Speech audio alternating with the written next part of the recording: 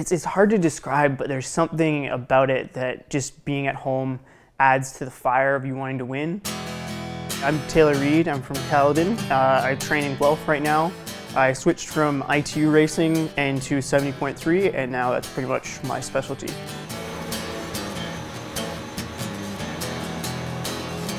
Last year we actually had a full sweep at Mont Tremblant of Canada. I think we almost went 5 deep, and that was just phenomenal. It's like we have this massive Canadian contingent that is doing really, really well, and 90% of the world doesn't know, but when they see it, they're like, holy smokes, this is amazing. Like our country, it's really national pride kind of deal. Yeah.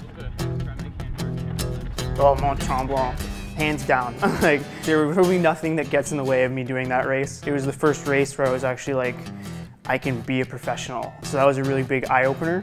I love Victoria as well. Like, I just love racing in Canada. As many races as I can do here at home, I will, but Mont Tremblant, just the roads are smooth, the community's amazing, and well, I've done well. As much as like people would get us confused with the US, there is a huge difference. Living there for 4 months of the year, just coming home, there's just this refreshing idea around just being in Canadian culture that I love. Having Lionel to chase, like 2015, I was so close to him on Mont Tremblant.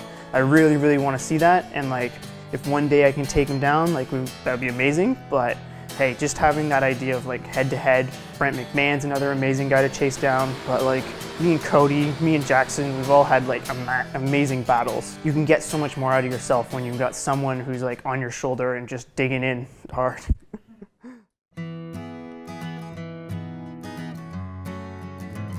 It's always a hard question for everyone. How do you market yourself? How do you make yourself different? I have to make sure that I'm very personable. Like, as much, it's difficult for me being dyslexic, so I had to really, really learn how to communicate with people, how to like become more outgoing. So that was definitely a learning curve, but I think I've done it. And just building your own brand, like I've built a lot around like my image. So like the mohawk is sort of a little bit of the piece, then I've got like the wolf tattoo. It all comes together, but being Canadian is another huge part of that. And eventually you build little tools that work, and it's just repetition. Everything just takes a little bit longer. Really, I think it was a huge tool actually in my sports career, because I was used to delayed gratification.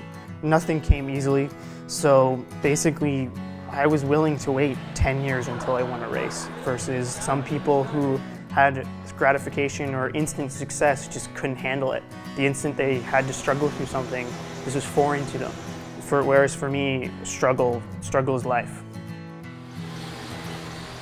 Actually, I've got like 2 or 3 sponsors who, because they're dyslexic, they're able to connect with me a little bit different.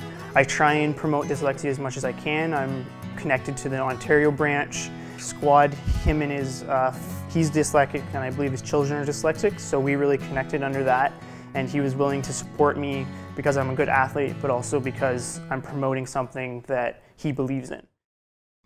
I go back to the Kids of Steel race in Caledon we have every year, so I really like to touch base with them. A couple of the families who I know who have kids with learning difficulties, I'm able to sort of show them how it's possible to sort of continue. And like I went through university, so I actually got the like probably worst degree that I could, like because I did history, so it's all numbers, well not numbers, but like chronological, spelling, English. It's basically the only worst degree I could have, or most difficult degree I could have gotten was actually English.